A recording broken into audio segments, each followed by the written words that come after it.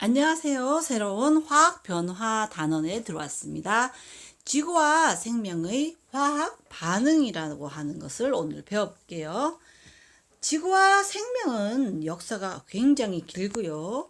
그 역사를 지나치는 동안 큰 변화를 지구에 가져온 반응들이 많이 있죠.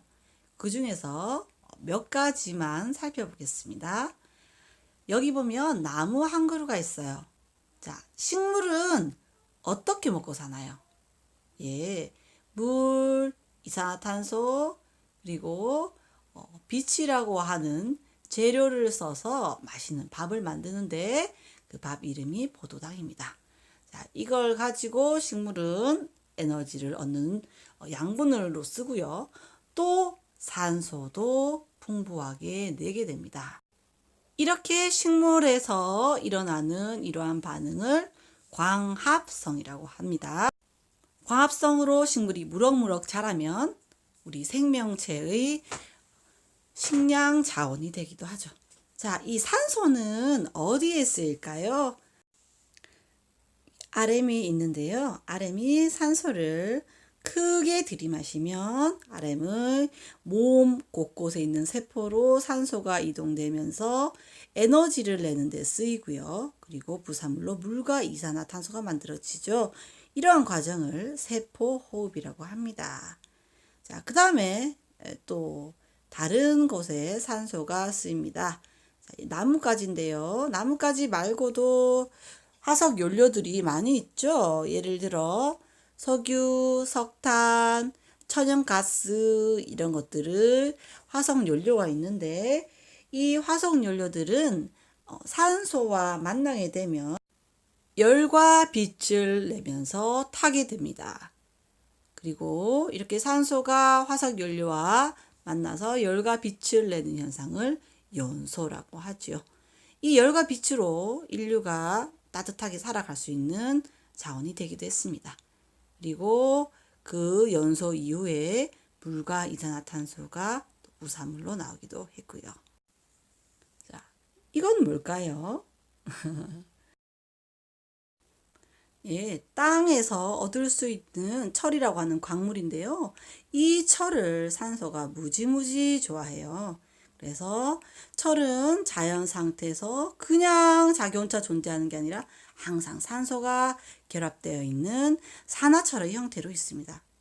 우리가 얘기하는 녹슨철이 이렇게 산화철의 형태라고 볼 수 있고요. 보통 철광석을 캔다고 하는데 그것이 바로 산화철입니다. 그런데 이 산화철은 녹슨철의 형태고요. 우리는 이거를 일상생활에서 쓰지를 못해요. 그리고 여기서 순수한 철만을 뽑아내서 우리가 이거를 사용할 수 있거든요. 그럼 여러분, 이 산화철에서 철을 만들려면 어떻게 하면 좋을까요? 산소랑 철이랑 결합되어 있는 게 산화철이니까 산소를 산화철에서 떼어낸다면 산소를 산화철에서 제거해낸다면 다시 순수한 철만 남지 않을까라고 봅니다. 자, 그래서 이런 기술로 인하여 오늘날에는요, 산화철에서 철로 바꿀 수가 있는데요. 이것을 철의 재련이라고 합니다. 그리고 이 철의 재련으로 이루어진 철을 가지고 우리는 자동차도 만들고 여러 가지 생활용품으로 많이 만들고 있습니다.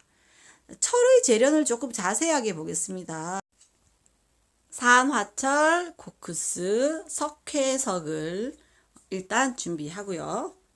자, 코크스는 탄소로 이루어진 어떤 광물입니다. 자, 용광로를 준비합니다. 자, 아주 뜨거운 용광로.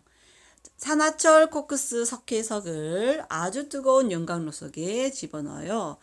거의 1500도가 되는 그런 온도에 넣습니다.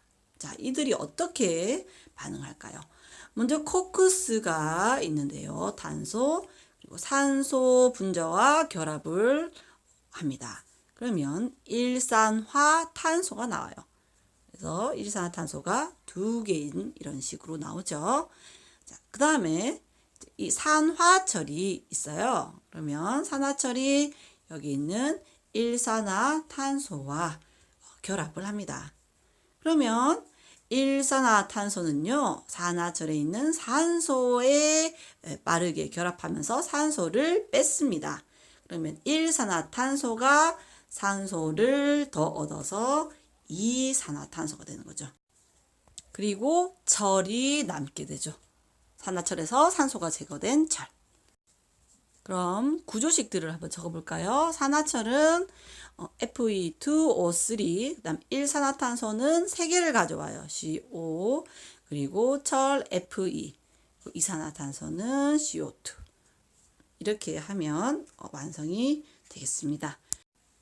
이렇게 철을 여러 군데 이용하죠. 자동차도 만들고 집도 만들고 순수한 철을 이용하게 됩니다. 이렇게 산화철 코크스 석회석들은 이런 반응을 통해서 순수한 철을 얻게 됩니다. 아참, 그리고 저기 있는 석회석은 여기 있는 반응들의 찌꺼기를 걸러내는 데 쓰이는 것입니다. 자, 이렇게 철의 재련을 알아봤습니다. 이렇게 해서 지구와 생명의 역사에 큰 변화를 가져온 이 반응들을 살펴봤고요. 이 4가지 반응들은 모두 산소가 관여를 합니다. 이 산소는 광합성에 의해서 만들어진 것들이죠. 그래서 대기 중에 21%나 되는 풍부하게 존재하고 있어요. 이건 다른 물질과 쉽게 반응을 잘해요. 그래서 화학적 연료 같은 것들과 만나서 연소 반응을 하거나 또는 금속이나 광물 등을 산화시켜서 산화물을 형성하기도 합니다. 자, 오늘 이렇게 배운 이렇게 산소가 모두 관여하는 이런 반응을 산화환원 반응이라고 합니다. 산화는 산소를 얻는 반응, 환원은 다시 돌아간다. 그래서 산소를 잃는 거. 그래서 산소를 얻고 잃고 하는 반응을 산화환원 반응이라고 합니다. 금에 대해서 조금 참고로 얘기하자면 금은 산소가 쉽게 반응을 하지 못합니다. 그래서 이렇게 산소가 결합하지 않고 있어서 자연 상태에서는 늘 금은 금으로 존재를 합니다.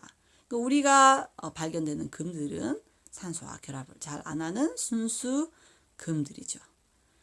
오늘 이렇게 지구와 생명의 역사에 대한 큰 변화를 가져온 화학 반응들을 봤습니다. 여러분, 화이팅!